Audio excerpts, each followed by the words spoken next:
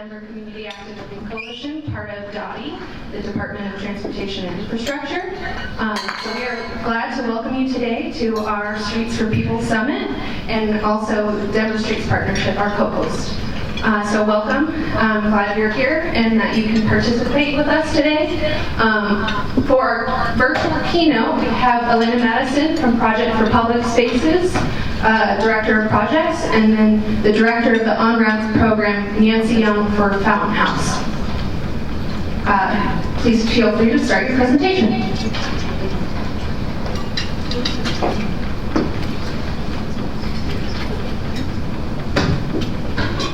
Good evening, everyone.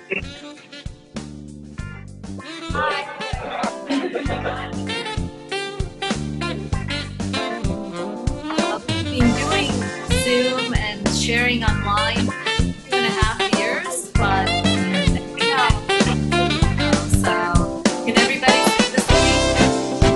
Yeah. All right. Well, thank you for having us. Tonight's topic conversation is about places of social inclusion and how we can all work together to address homelessness and mental health needs in public space in a much better way.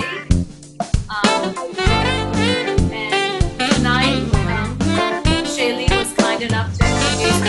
I'm Elena Madison. I'm the Director of Projects at Project Public.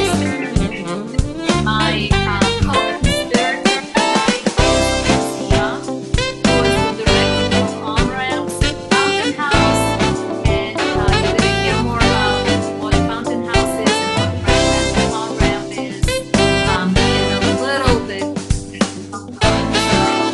My work for Project Public Spaces, we're a not-for-profit planning, design, and implementation, but also education and advocacy organization.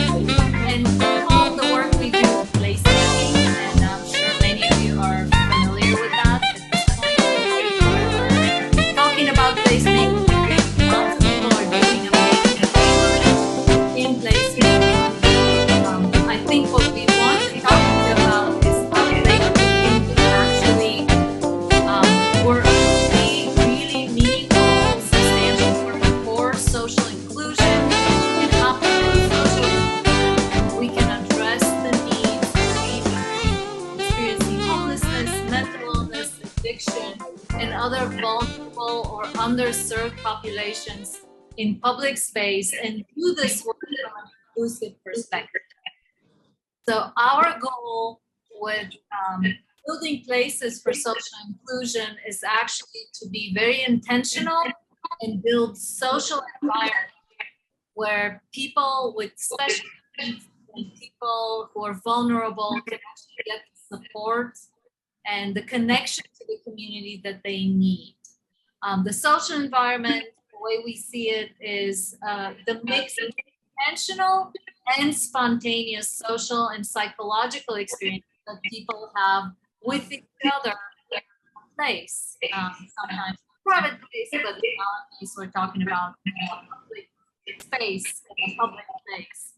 These experiences can have very positive impacts on behaviors and beliefs and extend way beyond the experience of a particular place. So social environments, just like physical environments, need ongoing management, programming, and special attention to be successful.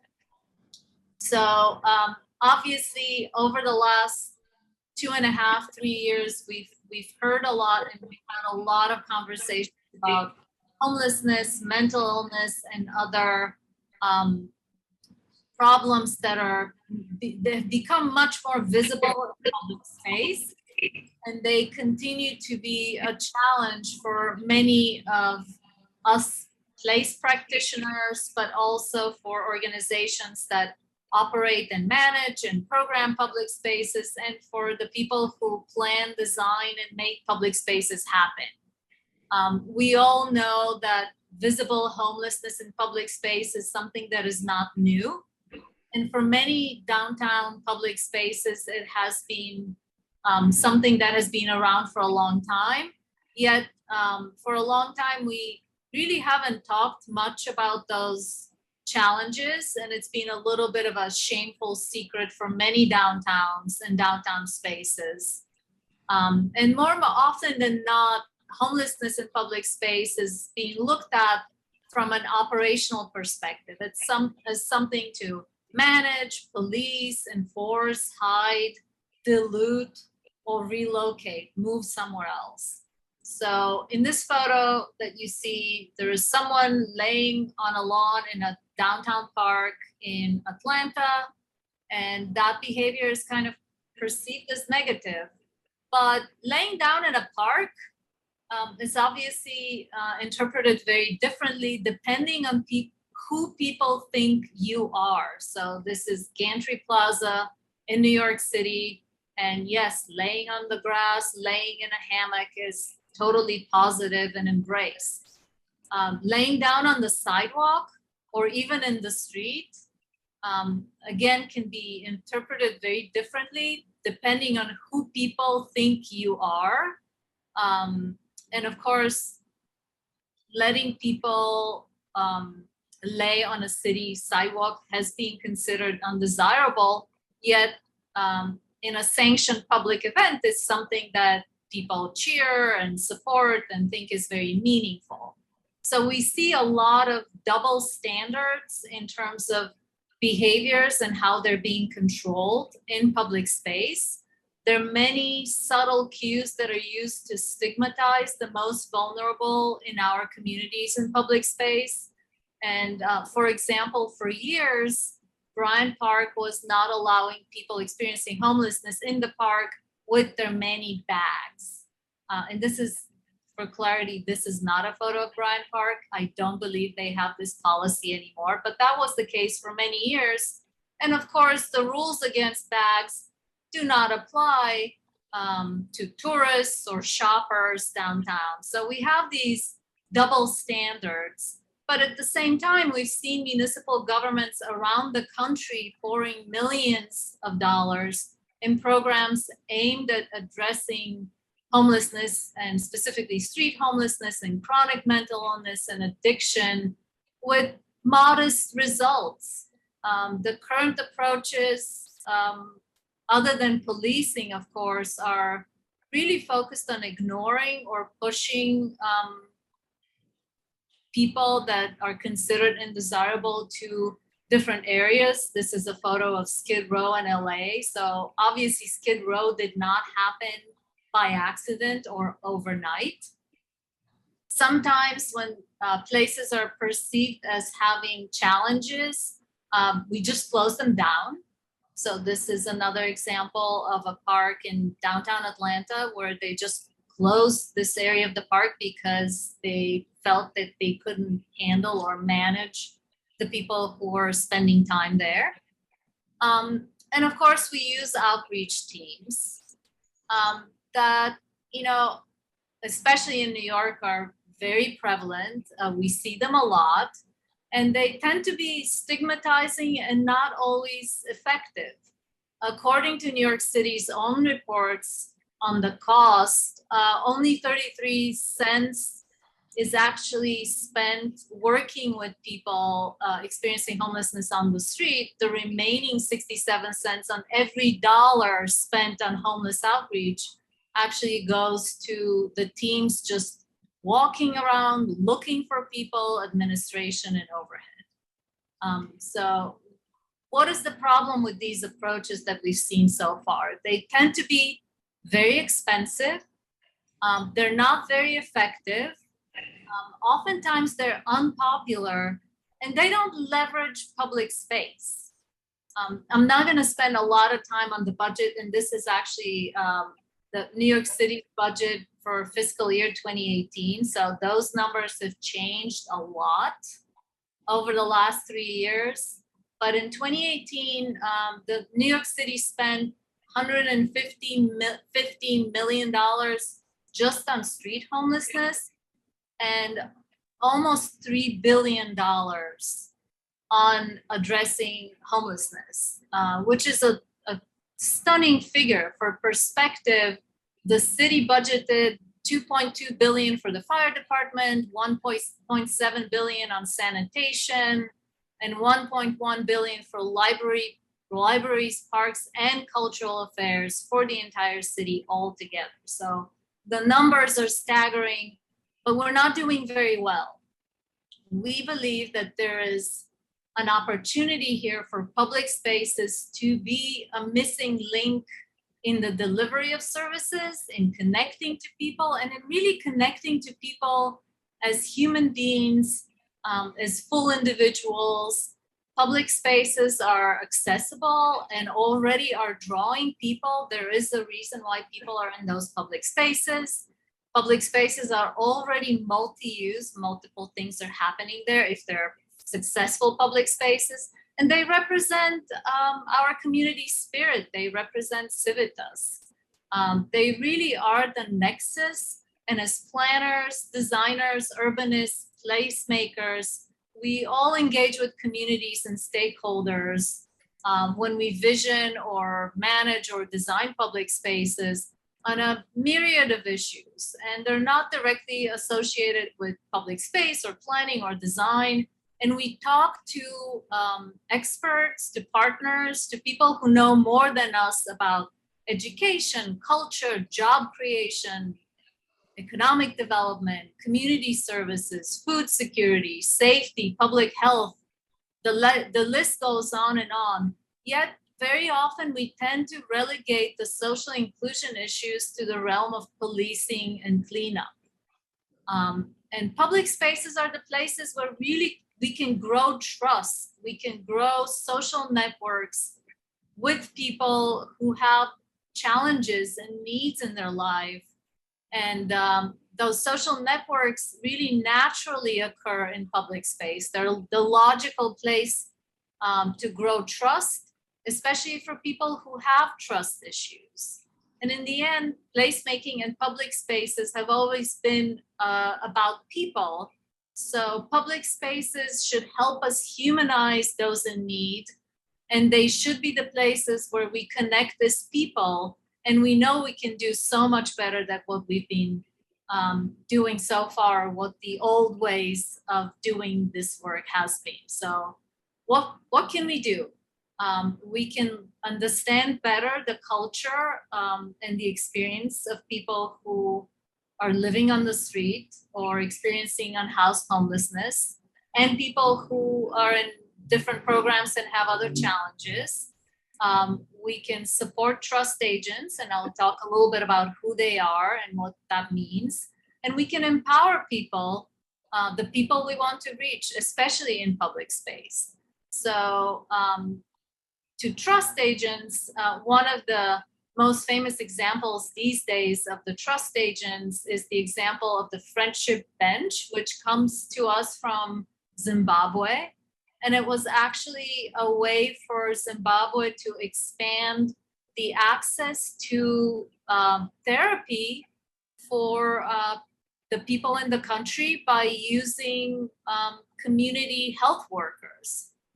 So those benches, it wasn't really about the bench, it was the people on the bench that were people from the community, and they were trained as lay health workers to become therapists and advisors to other people in the community, and they were called community grandmothers. It's a great example. Everybody loves it. Well, New York City's former First Lady's program called New York Thrive attempted to use this model. And this is how it was implemented in New York City. And you can see it looks very, very different. I believe that they completely misunderstood the model. The Friendship Bench was rolled out in New York City with great fanfare and kind of disappeared quietly. But as you can see, it's very different from what a bench looks like. It looks like a construction element. It's bright orange. So it doesn't really acknowledge the stigma of people experiencing homelessness and what people experiencing homelessness and other challenges have to deal with on a daily basis. And it didn't really acknowledge who can be a trust agent. in addition to the stigma, the importance of predictability, of regularity, and just the general culture of the street was really not taken into account, and the program was not very successful. I think with public space, we can provide help in plain sight using the natural flows of space, being efficient, helping people create goals, and focus on people's strengths as opposed to symptoms or challenges. It's really about connecting to the healthy part of every person instead of focusing on their illnesses or difficulties, and helping people to work as a group and build connections to each other. And connecting to those strengths as a group. Through the work in public space, we know, for example, people experiencing homelessness or people who have other challenges may have a talent or ability to play music or teach or play chess or experience organizing people and objects. And those are all the strengths that we can use as we work in public space. So last year, I think last spring, we partnered, Project Public Spaces partnered with Fountain House. And they will, Nancy will tell you a little bit more about who Fountain House is and what kind of work they do. But it was really about creating a social environment in Times Square, specifically to attract, connect with, and address the needs of people experiencing homelessness. So from our designer and placemaking perspective, we try to create a space that is simple yet pleasant and obviously very easy to pack and unpack, but also a space that kind of engages people of all kinds. So with that, I'm going to hand it over to my partner, Nancy, and she will tell you more about Fountain House and our common experience in Times Square. Nancy. Hi, everybody. Glad to be here. I'm Nancy Young from Fountain House. Really appreciate this opportunity to talk with you and tell you a little bit about what we've been doing since sort of the beginning of the worst part of the pandemic, where we started talking with community organizations. Fountain House is a really unique mental health organization that, for the most part, served its clients, who we call members, internally, and didn't have a lot of experience out in a public space. And during the pandemic, we turned our attention to people who were unhoused, people who were not getting food that they needed, people who were not being reached out to during that time. And we did that by partnering with some of the local community organizations in Times Square. And we also did that by partnering with Project for Public Spaces. But first, I'm going to take a quick minute to just tell you a little bit about Fountain House and why it's unique. We are a mental health rehabilitation program, and we work with adults with serious mental illness. We have a very different model than most mental health organizations. First of all, we think of ourselves as an intentional community. We call our clients members because they belong to it. And we call our beautiful space in the Hell's Kitchen neighborhood of Midtown Manhattan a clubhouse. The clubhouse was the first of its kind in 1948, and now there are over 300 all over the world. We train people at many of those clubhouses at Fountain House. And we look at ourselves as a rehabilitation community that basically works with people who come to us by choice. It's not a clinical model. It's not transactional. People don't come in by appointment, and they're not mandated to come to us. So when I say they come to us by choice, choice is an integral part of our model. People work side by side when they want to be there for as long as they want to be there. They can leave and go to work or school and come back take a couple of years off and come back. They're members for life. They help each other. They get to know each other. They build trust with each other. It's it's engaging work, it's rehabilitative work, and it's what we call social practice. So Fountain House serves about 2,000 people a year with serious mental illness, and about 35 to 40% of those people come to us with a history of homelessness or housing insecurity. But at this stage, we also can say that we help people get housing once if they come to us with that insecurity or being unhoused, and 99% of our members are securely housed today. What we realized, though, is that in the intake process, when we're welcoming people into our community, but they're not yet members, is that was an opportunity when they're not yet members and they're struggling with different aspects of their life, that we could forge relationships and build trust at that time with them when they're dealing with a lot of their pressing needs. Like, for example, we can help them get food, we can help them get shelter, we can help them get IDs or to medical appointments or to see a psychiatrist. And so with that thinking in mind, during the pandemic, we started a pilot program to sort of help think about, well, how can we remove some of the obstacles or help people solve some of those basic needs while they're unhoused or having other challenges. And we joined forces with a couple of community organizations, one that's called a problem-solving court called Midtown Community Court, and one that's a street outreach organization called Breaking Ground. And again, with Project for Public Spaces. First, it started out as Fountain House was just the mental health component of a street outreach team. So it started out that we would just get referrals to Fountain House, and that was fine. We got some, but we realized that we needed to have a stationary place where people could come and spend time. And so we worked with Elena at Project for Public Spaces to create what we are calling a recharge station. So this is a place where it's right in the middle of Times Square in a pedestrian area. It's a beautiful blue, as you saw from the picture. It's got plants, and we serve fresh coffee, and we let people charge their phones, which is why we call it the recharge station.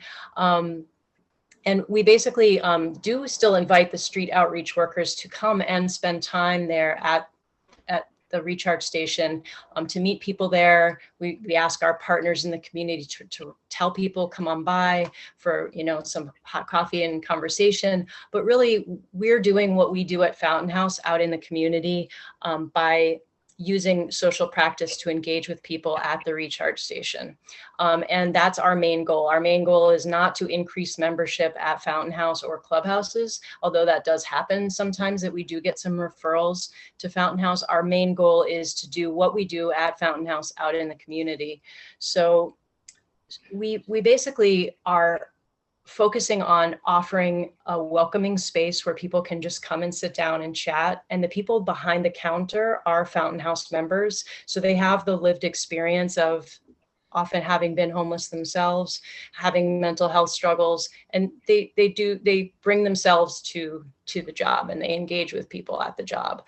And so they're meeting people, they're asking them questions, they're getting to know them, they're offering to just sit and chat with them. And like I said, our goal is not to try to necessarily give people any, solve all the problems that they're struggling with. But if that trust is built and if that relationship starts to, feel like a connection, those needs are often brought up and those needs are then solved. We've worked with a lot of people to help them get into housing, into shelters, and also into, getting basic needs like food and IDs and other mental health needs, seeing a psychiatrist, seeing a doctor.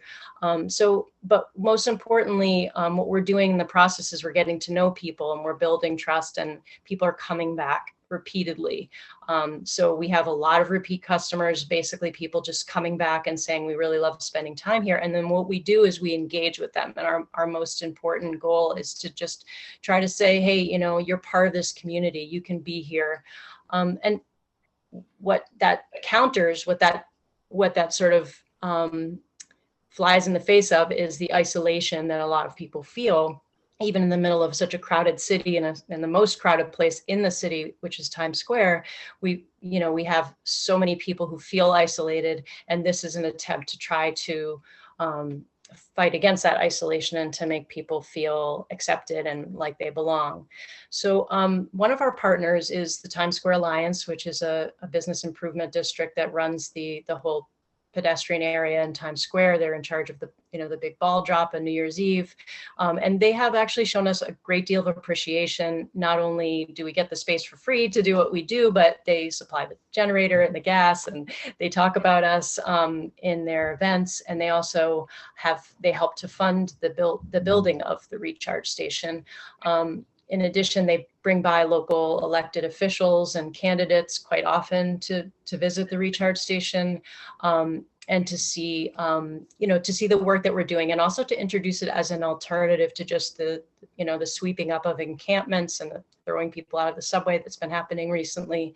And then, as Elena pointed out, as an alternative to the outreach teams, which, are necessary, but it is our intention to be something that is different than just outreach. So, people do sit and spend time with us and fill out applications for housing and do work with social workers who come by.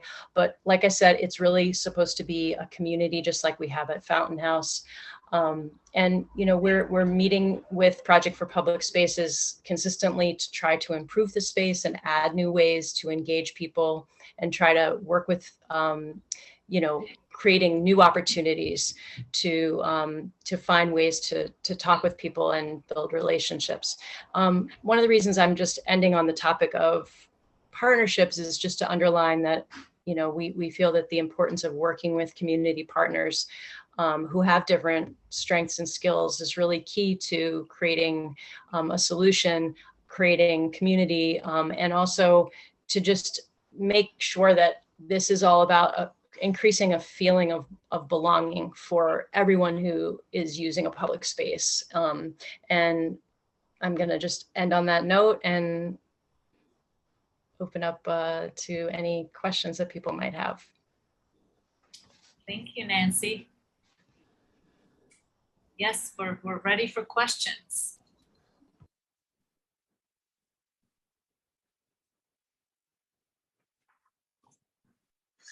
All right, does anybody have any questions? All right, want to come up here for us, please? All right, can you still hear us on your side? All right. Just introduce yourself and your question. Sure. Hi, my name is Elizabeth, and that sounds really amazing. I myself am a person who suffers with mental illness, and so I totally understand the struggle. Do your facilities offer an address for folks so they can perhaps get registered to vote, apply for services, et cetera, et cetera? Just out of curiosity. We actually, the community organizations that are involved in this partnership have offered their own addresses for people to use. But that is a really consistent problem that we see. And that's the best way we've found so far to solve it, is just to let them have their mail sent to our locations. Great question, though. Thank you for that. Any other questions? Going once, twice, 3 times. All right, well, we appreciate you for the presentation. I do not have a program, but I believe this is the end of this segment. Yes, so thank you, ladies, and we appreciate all that you presented, and thank you for the work that you do. Thank you for having us. Thanks for having us. Hello, friends, and thanks for joining this evening. I'm Molly McKinley. I'm the Policy Director at the Denver Streets Partnership. I'm so glad that you're all here this evening for this conversation. And before I introduce our amazing panelists, I just want to acknowledge a couple of things. First, the topic of public spaces is really broad and complex, and we have about an hour for this conversation, which I'm sure will go by very quickly. I hope that you'll learn something and consider some new perspectives. I hope you'll go forward after this discussion and ask questions to hold decision makers accountable and advocate for approaches that you think will meet the needs of our community. This conversation is a small part of creating a city with welcoming public spaces, and it's up to all of us and many leaders who aren't in this room tonight to make the change. I also want to acknowledge that we have panelists here who represent a variety of organizations and agencies, which I will soon tell you about. But we only have one head of an agency here this evening, Deborah Johnson of RTD, spoiler alert for introductions. And I imagine that our conversation might reference Denver Union Station because it's been in the headlines over the last 6 months. But the issues our community is facing right now are complex, and I just want to be clear that RTD is not the only decision-making agency that has a part to play. We'll talk about some of those partnerships, where we need more leadership, where we need more collaboration, but just want to acknowledge that going into this conversation. Now, I'm excited to introduce you to these wonderful panelists and get rolling with our discussion. So first, I'll introduce Deborah Johnson here. She's the CEO and General Manager of RTD. And next to her is Kaylee Gates, who's a Community Resource Outreach Administrator for the Denver Public Library. Next to her is Lisa Ravel, who's the Executive Director of the Harm Reduction Action Center. And then lastly is Carly Salon, who is the STAR Operations Manager within the Denver Department of Safety. So now we'll get started with some questions. First, this one is for all of our panelists here. What does public space in Denver mean to you? And talk a little bit about how your work intersects with public spaces. So softball, get warmed up. All right, I'm gonna swing. So first and foremost, I want to thank DOTI and the Denver Street Partnership for the opportunity to engage with you all this evening. So my qualifying statement would be this: public transportation is interwoven into the communities of which we serve, so it has a vital part in any aspect of a community. And so with that being said, with public transportation, the operative word in what I do is public, because we don't pick and choose who our customers are. So when we talk about public spaces, transit quite naturally is going to enable people to have access to said places. I think what's most paramount in relationship to all of that is that when we are planning spaces, transit needs to be at the forefront, whether we're building, places in which people congregate, where they reside, where they frequent for entertainment purposes. It's inherent, or not inherent, I should say, it's imperative that we are at the table collectively as we design these spaces, so we can collectively address issues that plague society as a whole. Thank you. Oh, that's how it works. Yeah, let's hear from all of you on this one. We'll have some questions that'll be specific to some of you, but we'll just get warmed up. This is my first panel. Well, this is my first panel too, my first moderating role. So, it feels appropriate to follow Deborah because obviously Denver Public Library, we are a community space. We are maybe one of the only spaces that exists anymore where you can loiter. You can come in, you don't have to spend money, you can spend all day. That's not typically the way that it works at other agencies or even some public spaces now, so at Center Park, I'm looking at you. Yeah, that was a joke for some of us. I think that there is no intersection in our work at the library and public spaces. We are a public space, and we take that seriously. Free and equal access for all is something that we strive for, and we don't do it perfectly, honestly. We struggle. It's difficult for a large agency that's in every single neighborhood in this county, in which every neighborhood is its own little microcosm, its own little environment that is so much different. And I think you kind of get a cross-section or a slice of everything that is going wonderfully well and all the resilience in a community, and you also get a cross-section and a really detailed view of all the ways that our community members are struggling and suffering. And I think that's uncomfortable for people. And I spend a lot of time, my philosophy related to public spaces in the library, I spend a lot of time talking about the difference between safety and comfort, and are you actually unsafe or are you uncomfortable? I take lovely RTD transit every day into work. I love the Zero. That's how I got here. Yeah. And I'll tell you, there's a lot of stuff that happens on the bus almost daily that makes me uncomfortable. but I think I really need to interrogate that internally, and I would challenge others who are involved in setting policy and working in agencies to further the narrative around, is this something that is actually threatening to your safety, or is this something that brings you discomfort? The end. Thank you so much for that response. I think in preparing for this, thought a lot about the conversation about safety versus comfort and for who, and it's different for folks, and I appreciate you giving that challenge to folks to explore that. Lisa. So the Harm Reduction Action Center is Colorado's largest public health agency that works specifically with people who inject drugs and people who smoke drugs such as crack, meth, and fentanyl. I am your go-to gal. Let's talk about drugs in public spaces. Ever heard of it? We were never too cute to think that fentanyl wouldn't come to Colorado, right? It's been on the East Coast since 2014 and in Colorado since 2018. When folks are unhoused, they use outside, in alleys, in parks, and in business bathrooms.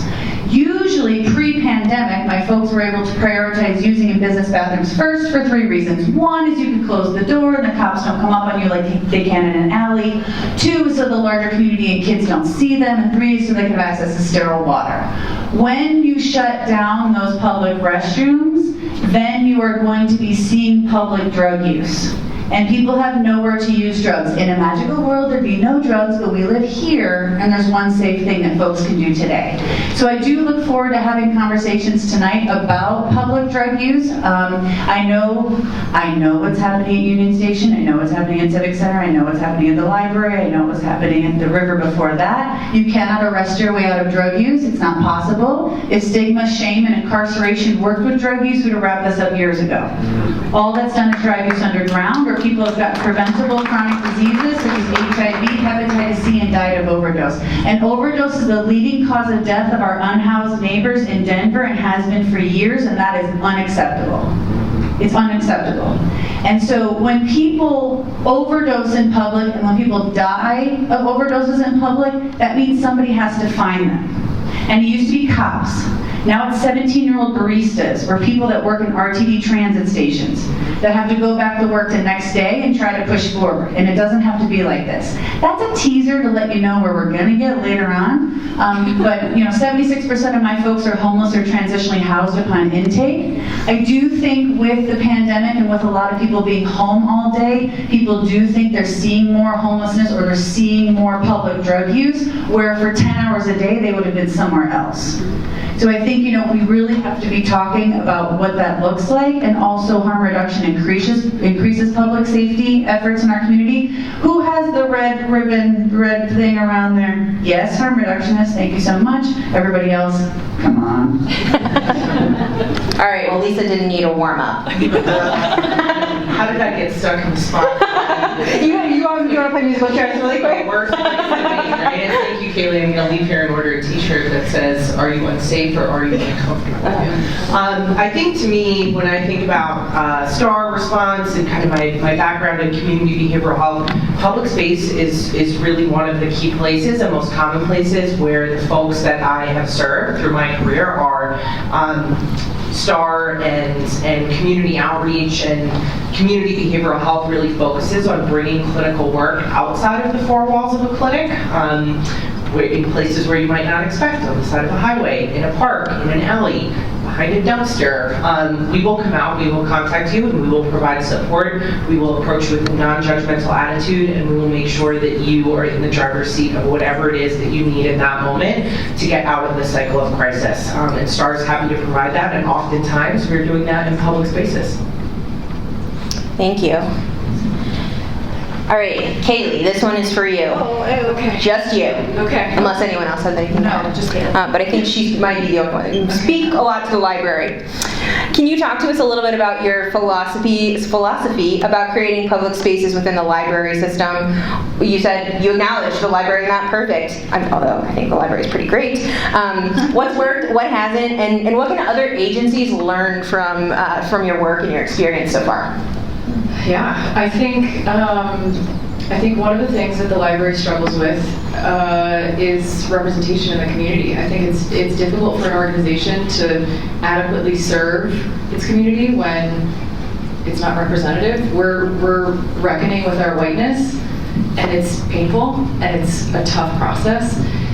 So my suggestion to any, government agencies we know move at the speed of, I don't know, something. The speed of government. No, this is my analogy, a herd of turtles. A herd of turtles running through peanut butter. Okay. Yeah, that is the speed at which the government wheel moves. So I think those of you representing nonprofit agencies can have the ability to be more agile, but I would say you need to focus first on your staff and ensure that the staff members that you have and are able to retain represent the communities that you need to serve, not just the communities that you want to serve. And I think you also would be remiss if you're somehow sitting up in your house of power. I don't know. I don't have any power in the library, but I imagine some people do, and deciding on the kinds of programs or services that should be offered without having any real connection to the community. Community members will always have a better idea of the services or access or anything that they need. And I think government would be well served or serve the taxpayers better to respond directly to those needs rather than dictate in kind of a paternalistic way what we think the community wants, which is tough. I can't remember the rest of your question. Can you tell us a story, an experience that you've had that you're like, this is working, or we're really meeting people's needs? Tell us a positive. And it's about transportation.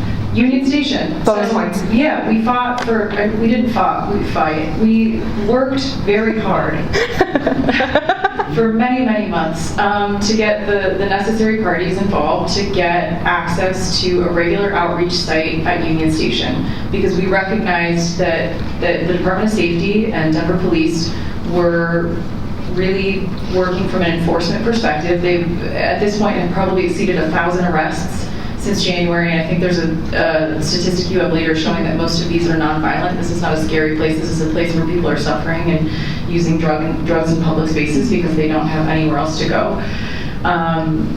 We wanted to respond to that situation, so we roll up with our bookmobile and provide a mobile computer lab and a charging station and water and fellowship and connection and library services. It's been resoundingly successful, and now, so come down and see us on Tuesday mornings, right out front of Whole Foods. And then on Wednesdays, we're there with the Department of Public Health, behavioral health specialists, Department of Human Services, Mental Health Center of Denver, and other folks, just kind of like a pop-up care center right on the street. It's like a block party. It's great. We've had really wonderful responses from most community members. And I think it's a really good example, kind of hearkening to what Elena had mentioned about using these public spaces in a really powerful way. So let's do more of that, please. I'm so glad you mentioned connection, and I, from the keynote speakers, was thinking a lot about, they use the word belonging and connection, and I think, coming out of the pandemic, or we were disconnected for some time, and I think that missing connection is something that we're seeing even just amplified in these times right now. So thank you for mentioning that. Does anyone have anything they'd like to add to what Kaylee shared, or questions? Okay. Let's see. This one's for you, Deborah. So we're talking about Denver Union Station. Denver Union Station's advertised as Denver's living room, but we've seen recent closings of restrooms, removals of electrical outlets, increased law enforcement, and it doesn't quite feel like my living room, at least.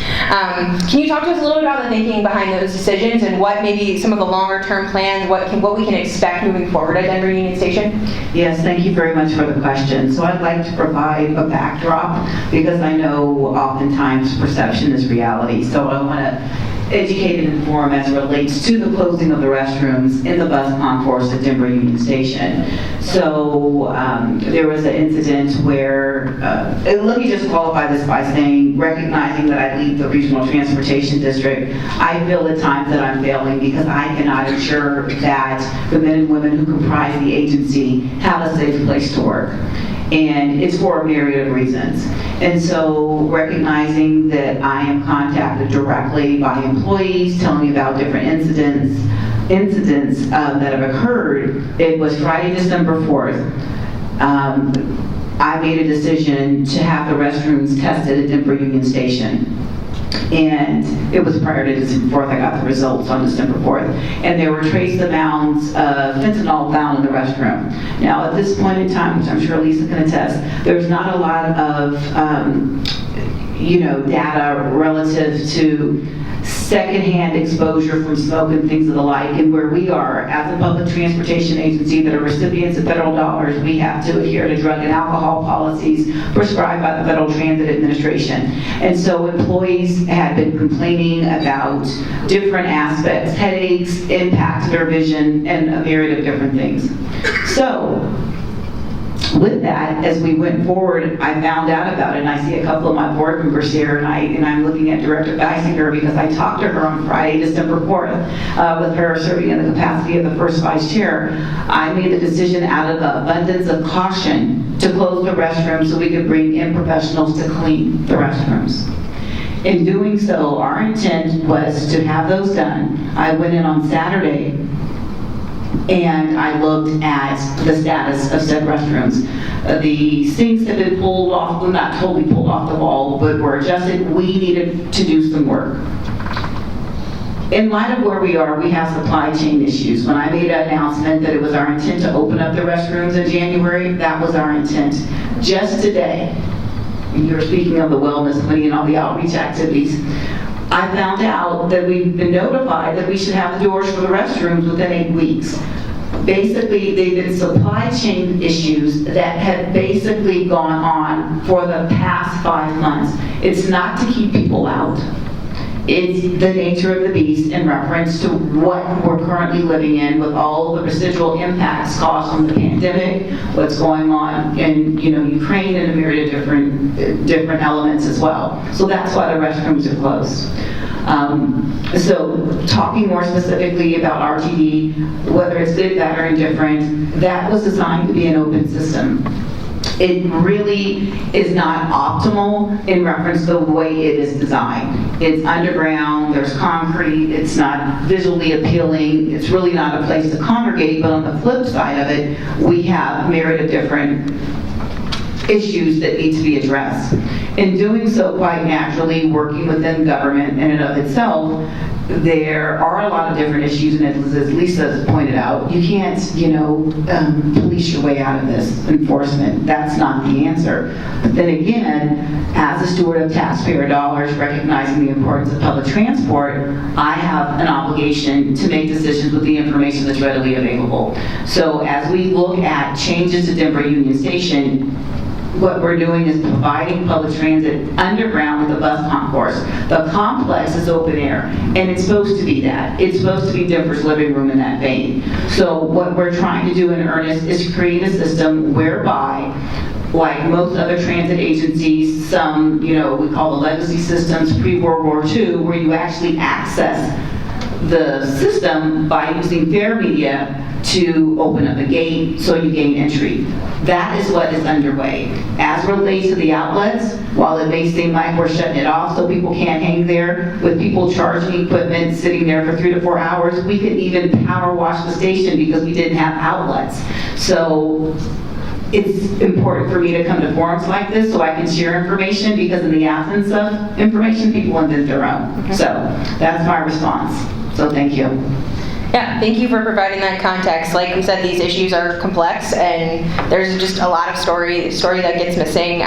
But it also lends itself to just a lot of questions about, well, how can we continue to make sure that we can pressure wash the station, but also provide the things that people need access to? And I think we'll dive into that a little bit more in some questions here. Lisa, I've got a question for you. I've learned a lot from Lisa. I've known Lisa for about the last 6 months or so, and if you've talked to me in the last 6 months or so, I've probably fangirled to you about Lisa and the amazing work that she's doing. I've learned a lot about the concept of harm reduction, and I'm hoping that Lisa can share with us just kind of a basic understanding. What are some of the principles of harm reduction? And tell us a little bit more about your work, who you're serving, and what are some of the barriers to taking an approach to harm reduction? What are some of the things keeping 1,000 questions? Just, you go, Lisa. Tell us about harm reduction, the work you're doing, and what keeps you from being able to do more. You have 30 seconds. Got it. I'm ready to go. All right, so you've got prevention over here, you have treatment over here, you have criminalization of drug users here. All I'm going to talk about today is the life in the middle. In a magical world, there'd be no drugs, but we live here, and there's one safe thing that folks can do today. And we believe if people want to live a life of recovery, they shouldn't have to live with preventable diseases such as HIV and hepatitis C. We believe if people don't want to live a life of recovery, they shouldn't have to live with preventable diseases such as HIV and hepatitis C. Harm reduction reduces the harms associated with X. Today we're talking in relation to drug use. However, we use lots of forms every day in every way. Sand in a playground, helmets when riding a bicycle, designated drivers, reduces the harms associated with your drunkenness.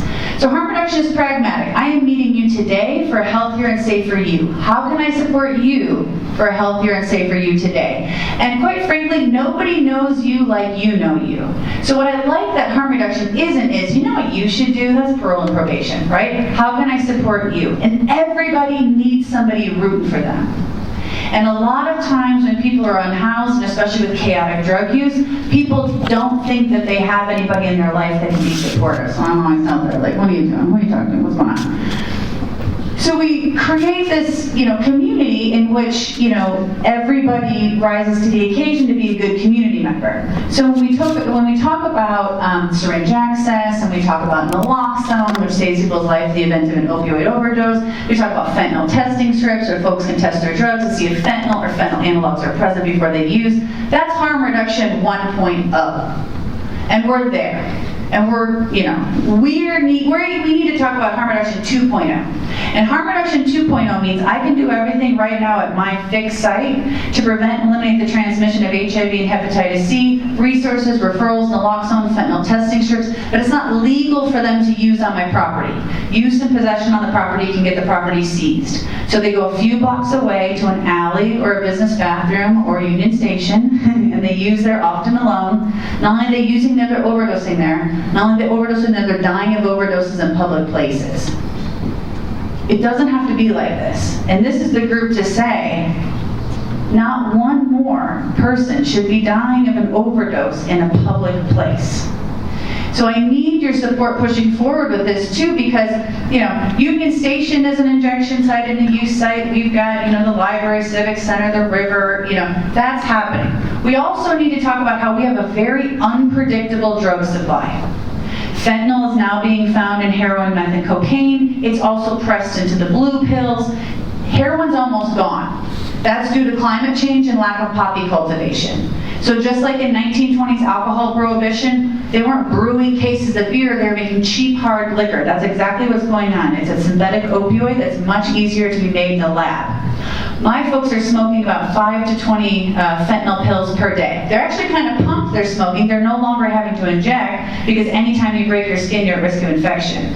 One of the problems with smoking fentanyl is that you can still overdose, and a lot of people don't think you can overdose by smoking fentanyl, but it also smells like burnt rubber or an electrical fire. I wish it smelled like lilacs and lavender. But there's a lot of misinformation out there too, right? There's a lot of fentanyl madness. You can't overdose by touching fentanyl. It doesn't live in the air.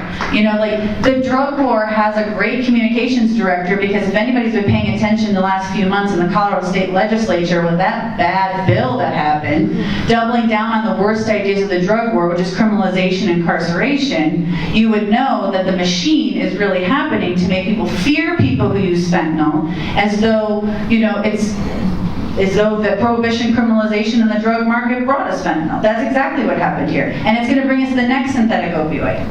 So we need to be having these conversations, and part of the issue too is that the war on drug users has been incredibly racist and classist since forever, but especially for the last 51 years. And more incarceration isn't going to work. And then we had DARE, and then we had Just Say No, and our tummies hurt. And so we really need to be talking about drug use. It's facts versus feelings. Anywho, so then what she's going to talk about is barriers. Barriers is where you go to an 11-hour testimony or a 14-hour testimony saying, this is what we need. We need overdose prevention sites and a safe supply, such as heroin-assisted treatment or pharmaceutical-grade stimulant. And they said, how about more incarceration? And we said, no, nobody asked for that. And they said, done. So now we have a bill that's going going to make every overdose death a murder investigation. It's called drug-induced homicides. It's happening in a lot of states around the country. Pennsylvania and Ohio are the top two that incarcerate. It's going to be mandatory minimum 8 years. It doesn't catch the cartel or even mid-level sellers. It's low-level sellers who are friends and family members. You can't arrest your way out of that. It's also OD mapping. So Deborah and I are hanging out doing drugs per the usual. She overdoses at my house. She lives. Now a couple days later, law enforcement are coming to my house to offer me services.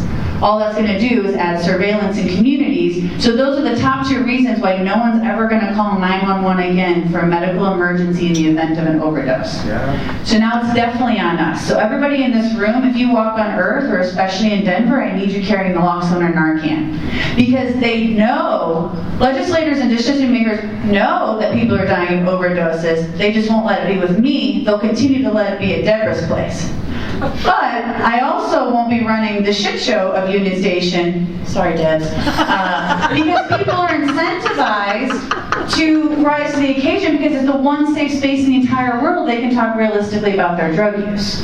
So, people want to have these safe spaces, and when you push it underground and you push it into alleys, and then it happens very quickly, that's where a lot of times we have issues. So do I have barriers? Heck yeah, I got barriers! I got the communications director for the drug board putting all this fentanyl madness out there that, fentanyl is not in cannabis. You can't vape fentanyl. Fentanyl doesn't go into a vape until 466 degrees, but most vapes only go to 216 degrees. Like, I have to be this chemical nerd now because that's the way to really talk about, and other people who especially use fentanyl, right, to make sure that we're incarcerating them, and we've never been able to incarcerate our way out of it. So, back to harm reduction, you should tour and let us know if you want to. I'm sure we'll get there in a little bit, but we do need overdose prevention sites. Colorado will definitely have one. Denver will definitely have one. I just don't know how many thousands more people have to die of a preventable overdose until we get one. Thank you, Lisa.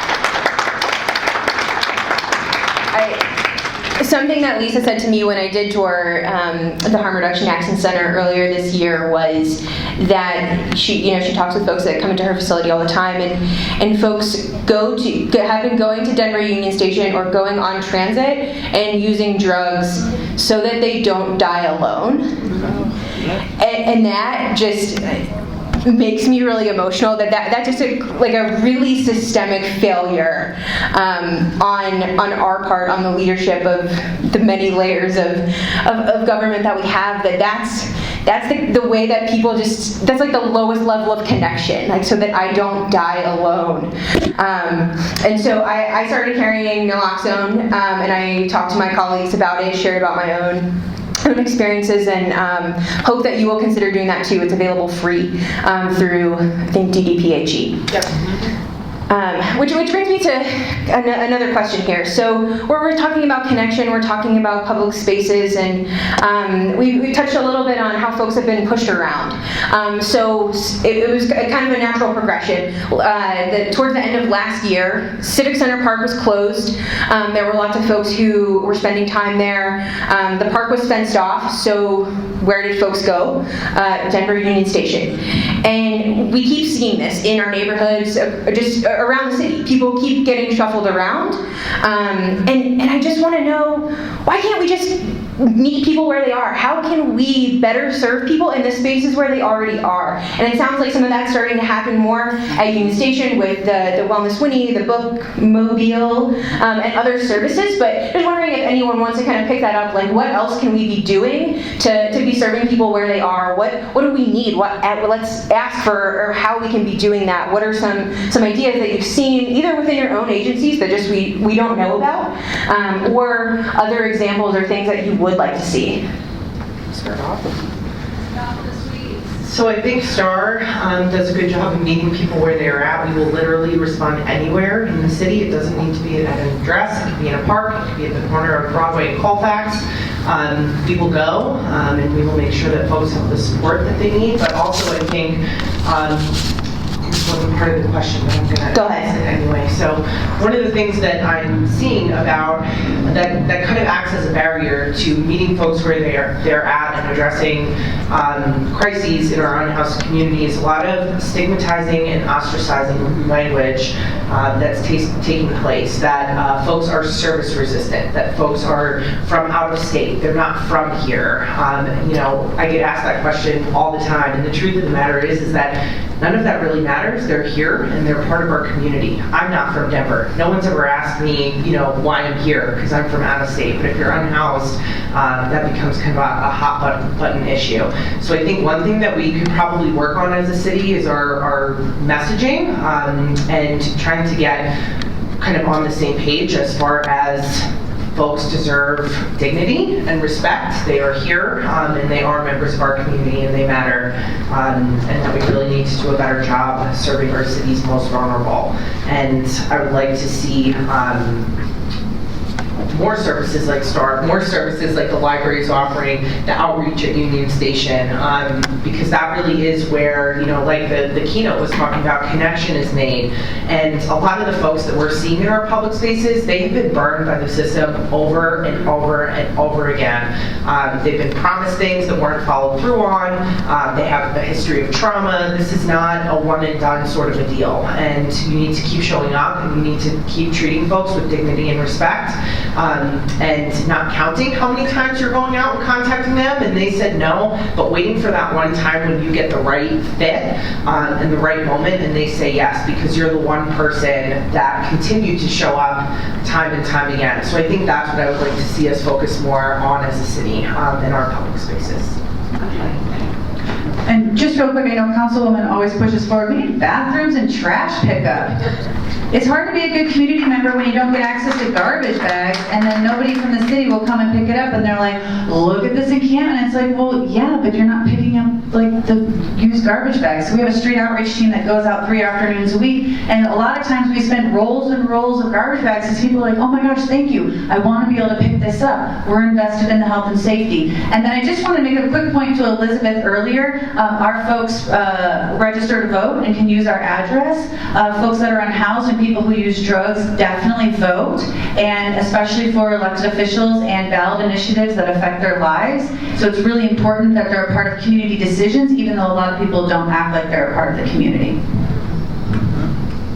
Thank you so much for both of your comments. I think, if anything, I'm sitting at the table and I just was reflecting on what Molly said. I'm the one agency lead, and that's not to minimize you all's role, but I think what we need is courage. Let's not be afraid. Let's stand in your truth. I am a public servant because I basically find great joy in giving more than receiving. So basically it's having the opportunity and lead in. Using the Denver Union Station issue, when I was getting complaints from employees, I reached out to Mayor Hancock's office. I educated myself. I reached out to Lisa. I went over so I could garner a better understanding. And I think it's more or less being empathetic to others' plight, because all of us have a story of which we know nothing about, and if we could get out of our own way, we as a society would be a better place. We're supposed to be one of the richest nations in the world, but yet and still you look around and you see the haves and the so-called have-nots. And I think, if anything, what I'm trying to do, I don't pride myself on having the expertise you do. I know I'm a public administrator. I know I have 30 years of experience in public transportation, understand strategic planning, government relations, and a myriad of other things. But one thing for certain is that we have commonalities. We're here because we care. And if more people basically put that aside and got rid of the survival of the fittest mentality about where I want to be next, we'd be in a better place. So I'm engaging, trying to have those conversations. As I said to Molly, she's like, we're not going to beat up on you. I said, this is nothing personal, it's strictly business. I'm representing an agency, but I also live in Lodo. I see on a regular basis, and I would say I think fentanyl smells like burnt peanut butter and brake fluid. And for me to know that, It's just unfortunate, right? And to understand what people are going through from the place of being empathetic, that's what we need. Don't be afraid to go. Strength is in numbers. And so I would challenge, if they were here, my peers to step up and have conversations, because it's okay if we don't know. But to the point that you raised, Kaylee, let's get out of our offices. I find the most joy when I go out. I was at one of my divisions and I was talking to one of our controllers in our rail operations center, and he was saying, I know, you have a hard job. Or our operator, who was featured in the Washington Post, she loves her job. I've been getting questions, oh, you should move her to a different route. Let's be clear, she has 10 years of seniority. She bid on that route. She feels as if she's making a difference, but it's easy to pretend it's not there and let's move somewhere else. So I would say it's courage. Stand in your truth. Thank you for sharing that. And I've been thinking a lot about the operators. I've gotten to know some of the union folks pretty well, and just hearing their stories and reading the Washington Post article recently, and just thinking about all that we're asking of transit operators and frontline folks who, like, transit operators do 100,000 jobs and they drive transit safely. We need more community support so that they don't have to do all of those jobs. They also deserve a safe and comfortable work environment. People who are using drugs deserve a safe and comfortable environment. People who live in high-rises downtown deserve a safe and comfortable environment, but not at expense of anyone else's safe and comfortable. Let's see, I think this is kind of a natural transition to this question. We might have time for just a couple more. Talking about collaboration and partnerships and needing courage from other leaders. We're seeing a lot of systemic failures play out in our public spaces. It's not just like, if we fix this one quick thing, this will all be good. It's like 1,000 different things that people are facing, and they have so many different needs, and they change on a daily basis. What partnerships and additional leadership do we need to address these issues in our community as a community? How can we continue to better serve our neighbors? What resources do we need?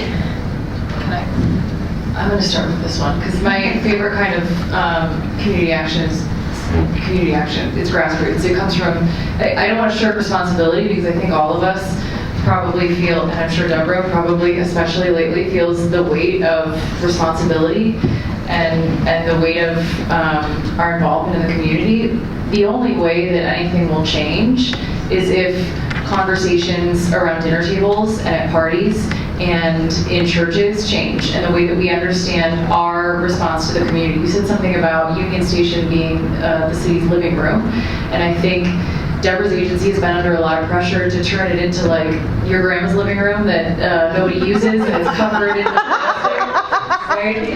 Like I think, well, no, yeah, the one that we could never go in. Yes. Except on Easter and Christmas.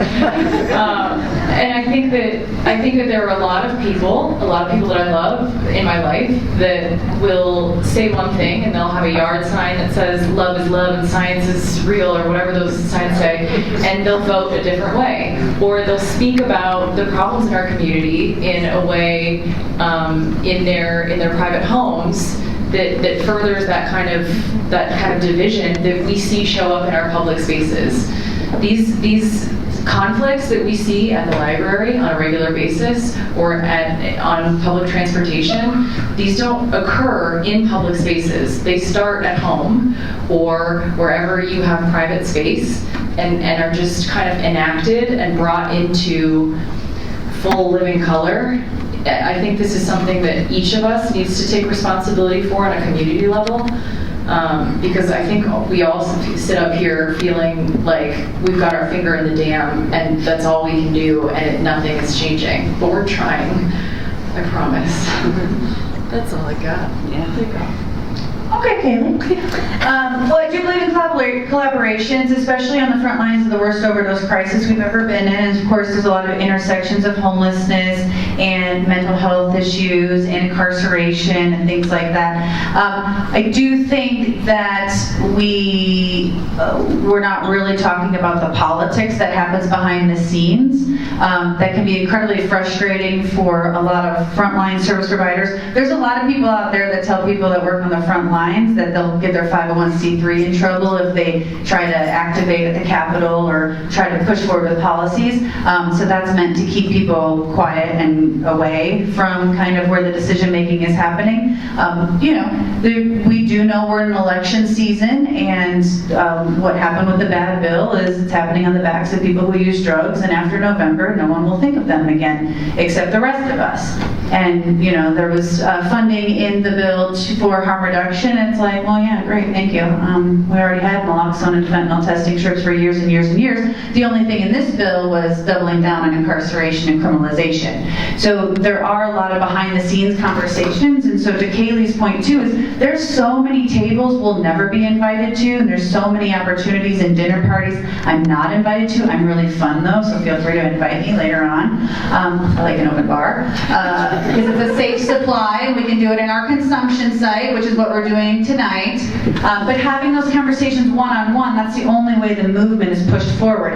And we do need to start having conversations too, and I'm not usually this gal, about robust prevention, especially for high schoolers and middle schoolers, to have real harm reduction, drug education, because what we're doing is the same thing we're doing with the sex, because it's high risk and it's undereducated. And just because you don't educate about the sex doesn't mean that people aren't having the sex, you know what I mean? Ina Gammy knows. She knows. She watches reality television. But we do need to be having those conversations because, again, everybody's tummy's hurt, and I'm all done with that. I don't want people to die for you to be like, oh, harm reduction, it's not a terrible idea. It's like, yeah, babe, we're doing this. And it's like, join us.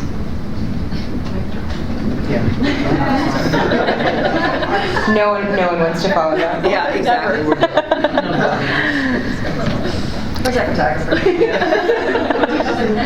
So before we do some audience question and answer, I just want to open it up to all four of you. What do you want this room of people who presumably cares about other people with different lived experiences and cares about creating public spaces where people can find belonging, what do you want them to know about your work?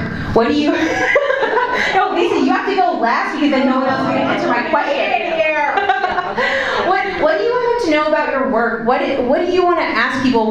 This is a room of community members who are willing to take action. What do you want to tell them? Oh, get us.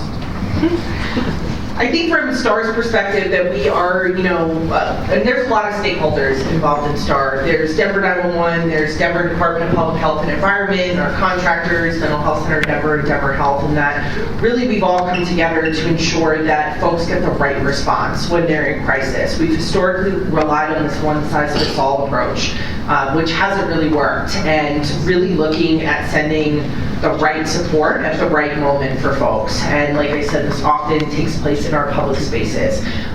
So just continue to, support those initiatives in Denver. As I know, we've got incredible support from the city, and we appreciate that so much, but just that we are willing to go out and try something new and see if it works or not, and to make sure that the most vulnerable members of our community have resource connection and have support in those tough moments. You're last. Yeah, true. Mine will be short. Whenever I tell someone that I'm a social worker at a library, inevitably their response is, why does the library need a social worker? And I say to that, when was the last time you were at a public library?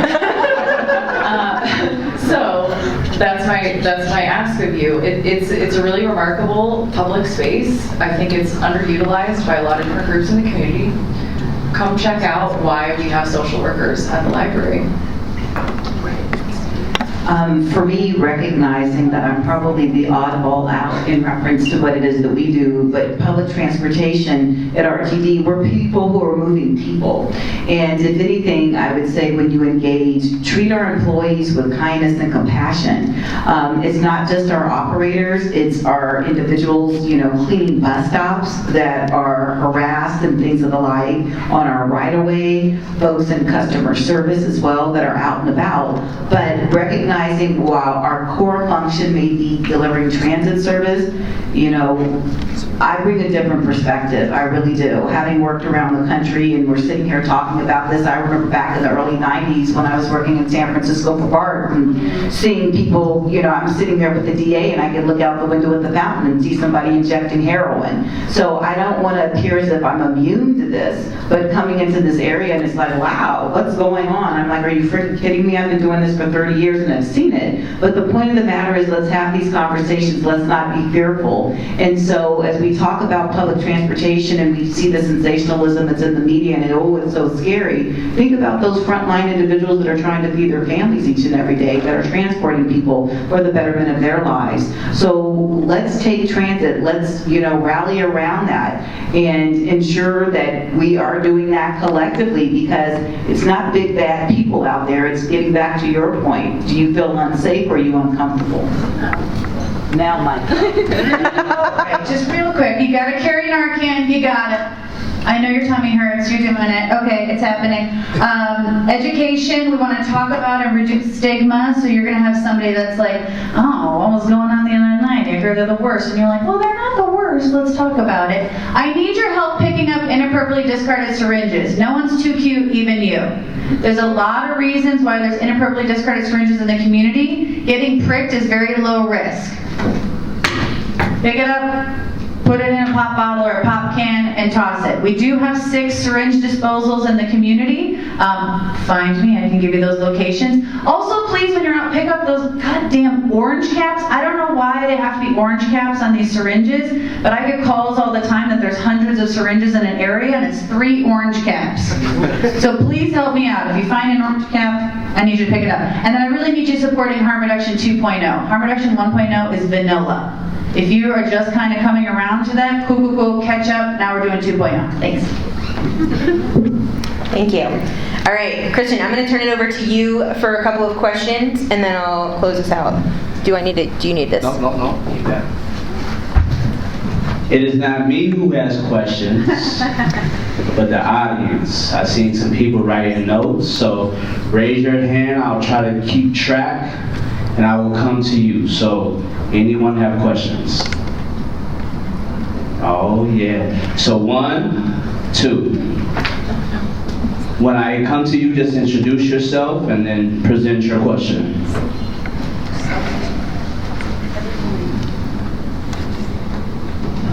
Hi, my name is Brian Loma, resident and active member of the community, and thank you all for your work. I think the question really is about bathrooms. I've used Union Station bathrooms without doors in them. I know we could do it now, but more to the bigger point of the question is, how do each of you in your roles in your agencies see the ability or the need to bring that, and how you might envision what public bathrooms look like in the 2.0 version? I'll start with the short answer. When the Central Library, which is just across the way here, is undergoing a pretty significant renovation, and I can't even tell you how much time and attention was put into the bathrooms because of the sheer number of overdose deaths or overdoses that security staff and library staff have reversed. This is another reason you should visit the library, because there was a lot of thought put into doors that open out, doors that staff can see under, just as a way to support folks that we know are at risk of overdose in a bathroom. I think that's something that, as we're reckoning with this, and Lisa can support like more information here, but it's something that should be part of design for public spaces. It's unfortunate, but it's harm reduction to some level. I don't know, I think that providing access for people to meet their human needs, like biological needs, is important. There are agencies like Headwaters Protectors, find them on Instagram. The Antifoya is an incredible leader in the community. I think that we need to focus more on publicly available restrooms as well, and facing those kinds of issues, not just as an organization, as the library, or as RTD, but as a larger community. Yeah, so to dovetail off Kaylee, I can't tell you how many indecent exposure calls we've responded to on STAR where someone was simply utilizing the restroom in an alley, and how many calls for service and how many first responders spend time and resources responding to those calls, which, you know, is just someone trying to take care of a biological need. What a financial kind of waste of money that is. You're, you know, increasing police contact that folks are having, and, you know, now STAR is able to respond to those, but, you know, we also could be responding to someone who's in behavioral health crisis and not just trying to find somewhere to use the restroom. So I think, you know, that is sort of my 2 cents on public bathrooms. It's creating a lot of calls for service in the emergency response space. So, there's a rule. Lisa is always going to be last. So as we look at public restrooms, I would agree that it's collective in the sense it's not just about Denver Union Station, but I will share what I found to be most helpful years ago living in a different geographic area that had a lot of activity, and I'm speaking more or less about the San Francisco Bay Area, where basically we had self-cleaning restrooms, that there was a time allotment and you go in, you come out, and you know, those were easily manageable, and we generated revenue for the city and county of San Francisco because it was done through an advertising contract. And so there's a lot of different ways that money could be fed back into the services that are needed, you know, for the greater community in which we're serving. Well, and I would just say, Brian, especially the bathroom stuff is so weird.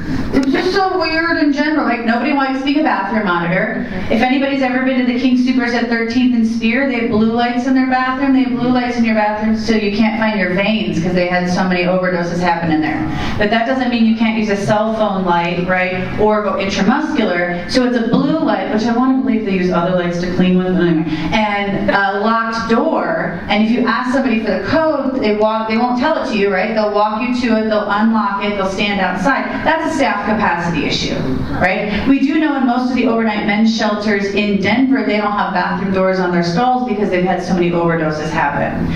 So when we started working, especially with Denver City Council in November or 2018, we have a very robust business coalition that says bathroom stuff is weird, and I get really nervous that people are injecting in our bathrooms. So what I would encourage, well, and there's 2 mobile bathrooms, and there might be a couple more now, that were so controversial years ago, and it's like, I think we can all agree that we can all connect on bathroom stuff. But they have monitors.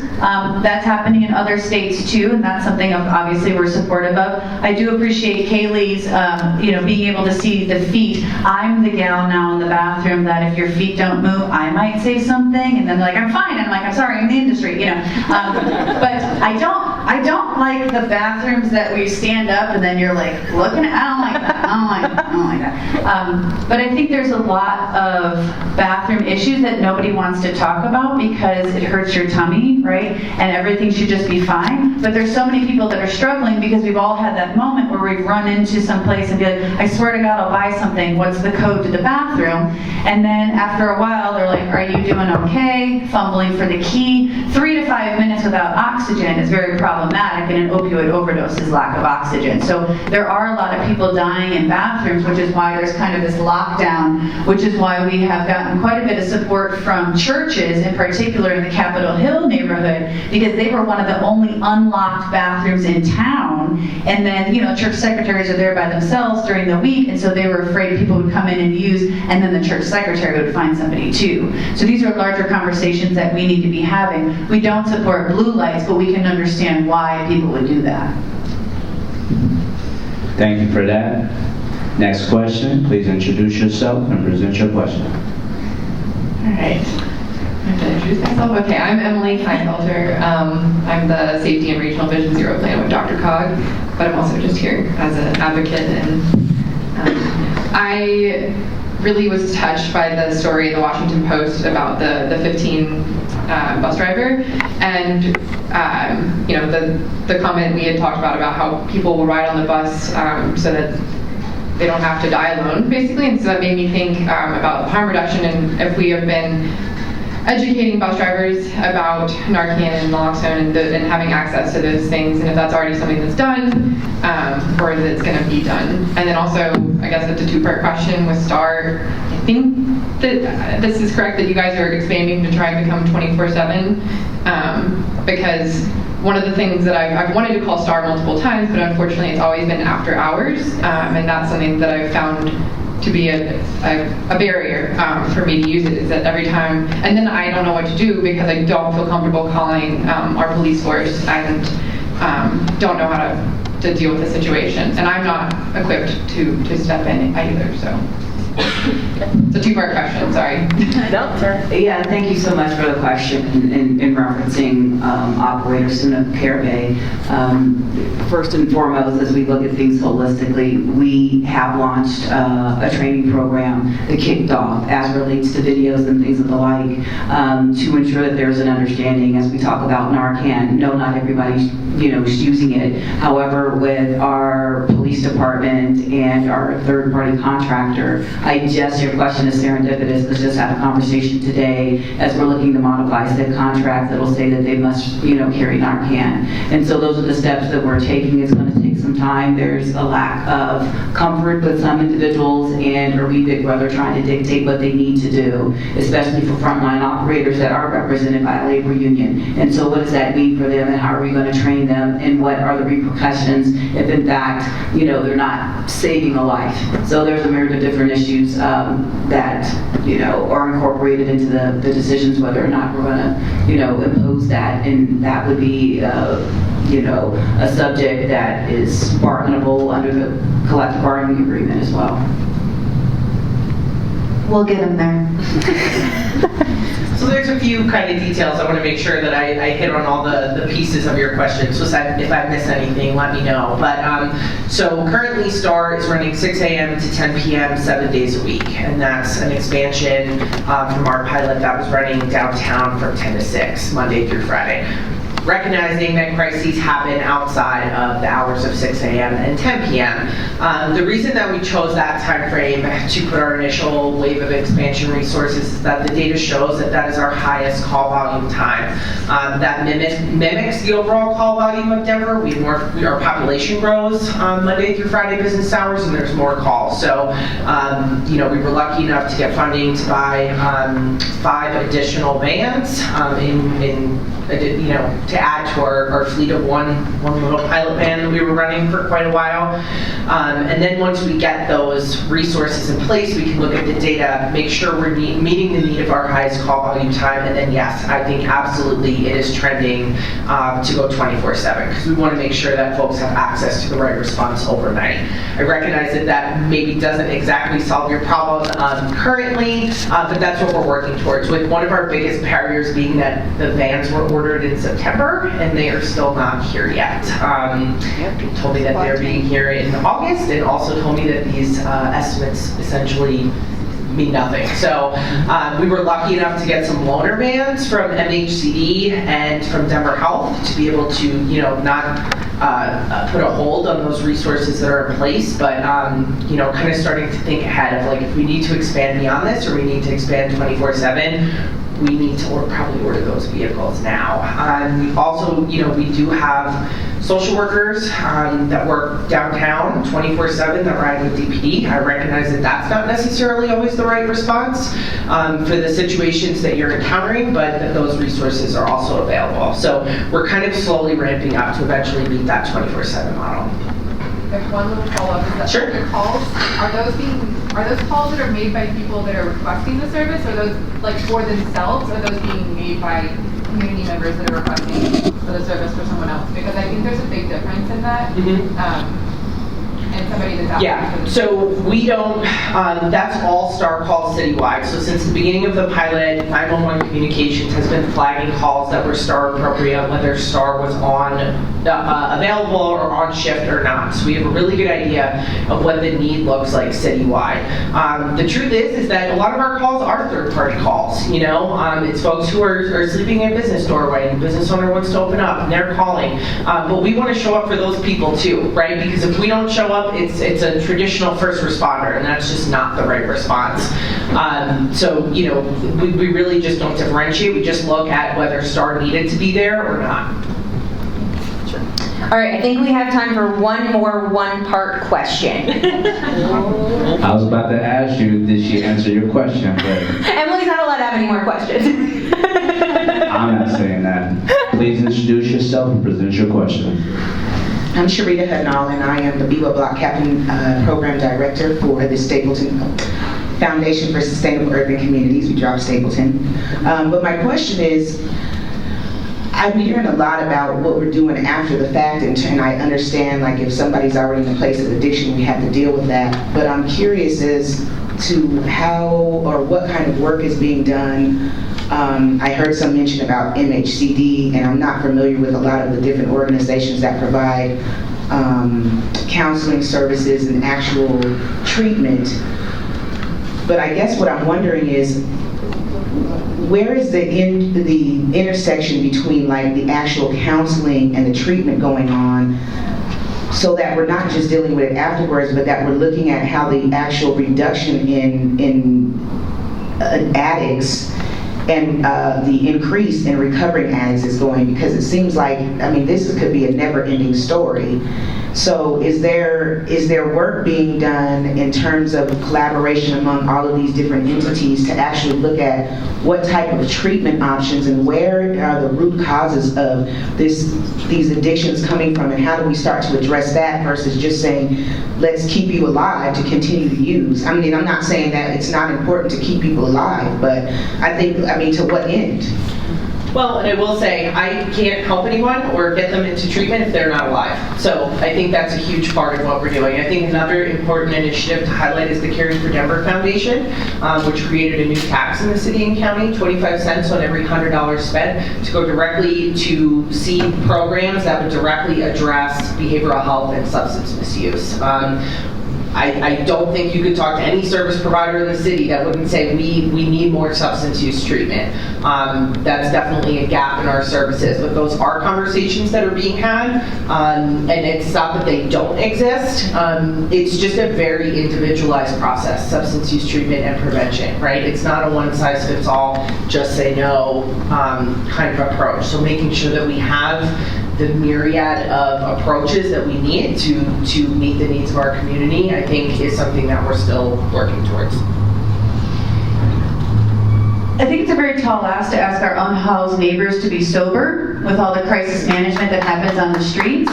We do have a lot of folks who use meth who do so in the winter so they don't have to go into the shelter, so they can walk around the city and not lay down and freeze to death. So a lot of times using meth in our community is a survival method. One of the #1 substance use treatments we have for meth use is housing. They don't need to use this chaotically anymore. I like that back to you. Inpatient's a story of hope. Nobody goes to inpatient anymore. Medicaid still doesn't have a rollout. We have social detox. We don't have medical detox. The only inpatient we really have in Denver is Denver Cares Detox, and they're inpatient. And that's a lot of times where they send unruly people who drink. So a lot of people don't want to be on the floor and writhing in pain, because withdrawal is physically painful from opioids. It's physically painful. The flu times 1,000. So there's a lot of kind of issues that happen with that. Now, medication-assisted treatments such as methadone, Suboxone, Vivitrol, that's the gold standard now. We do have quite a few more clinics, but clinics have a very hard time. You would think people would want treatment community, clinics in their community. They have a very difficult time getting into neighborhoods and their treatment. I sometimes have to move around. Try moving a syringe exchange around town. You know what I mean? So that's very difficult, and there's virtually nothing for stimulant users besides housing for cocaine, crack, and meth. So a lot of times, I get the question about treatment, and we have to be very clear too. Not all drug use is chaotic. There's chaotic and non-chaotic, problematic and non-problematic. And oftentimes, managed use is completely possible with heroin, meth, and cocaine. The problem is, and fentanyl, the problem is that's an unpredictable drug supply. Much like managed use is possible for alcohol. That just happens to be a safe supply, and that's predictable. Some people will have one beverage at the bar tonight. Somebody had 9, right? And they're going to get up and they're going to go to work tomorrow too. So, people use drugs. People have used drugs forever and ever and ever in a day, and not everybody's going to use for the rest of their life. Some people might though.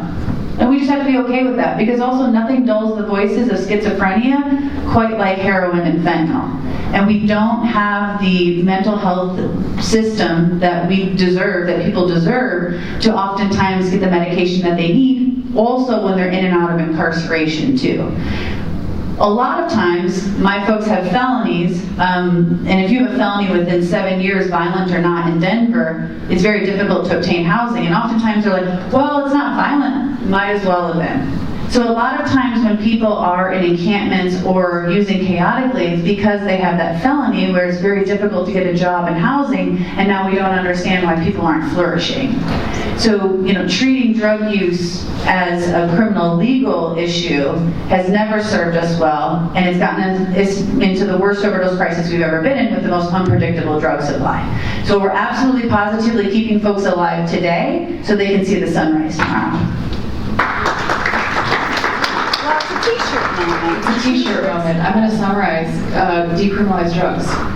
That's it. Housing is one solution. Decriminalize. It doesn't make sense on the face upon first first feeling. Think, wow, if we decriminalize drugs, wouldn't everybody go do drugs? I've never really had an intention to use heroin. And I don't think the law is stopping me. You know what I mean? Anyone who wants to use a substance hasn't ever said, I really would use heroin, but it's illegal. So I better not decriminalize drugs, and vote for elected officials who support that, because you'll get me out of a job, which I would like. All right, friends, I'm going to close this out here. Do we have anything else? Okay. I just want to thank you all for being here, for showing up, for engaging in this conversation. I want to thank our panelists for being open, showing up, and being vulnerable and honest with us. And I jotted down something that Lisa said. Everyone needs someone rooting for them. I hope that everyone in this room can be rooting for someone. I hope that you show up to spaces where you can be asking leaders to be the people who are rooting for people, who are rooting for our neighbors, who are advocating for policies that improve people's lives. Because we know that there's a lot of systemic failures showing up here, in that people are using drugs in public so they don't have to die alone, that people are using drugs to stay alive in the winter. That there's just so many things that we're facing right now, and people need each other. We need to keep showing up. Please continue to challenge your own ideas and biases and perceptions of homelessness, of mental illness, of drug use. It's something that I've worked a lot on. I have personal experience with people who use drugs in my life. I was taught all the things to say no to drugs. Drugs are bad. Using drugs is a choice. And those are all things that I've been spending a lot of time getting uncomfortable with myself. And I hope that those are things that you'll continue to challenge within yourselves as well. I'm going to turn it over to Tanika Kay and Elizabeth, who are going to lead us through some more some networking, but I hope that our panelists will stay around. Please feel free to ask them some questions during this next time, but thank you so much for being here and participating in this conversation.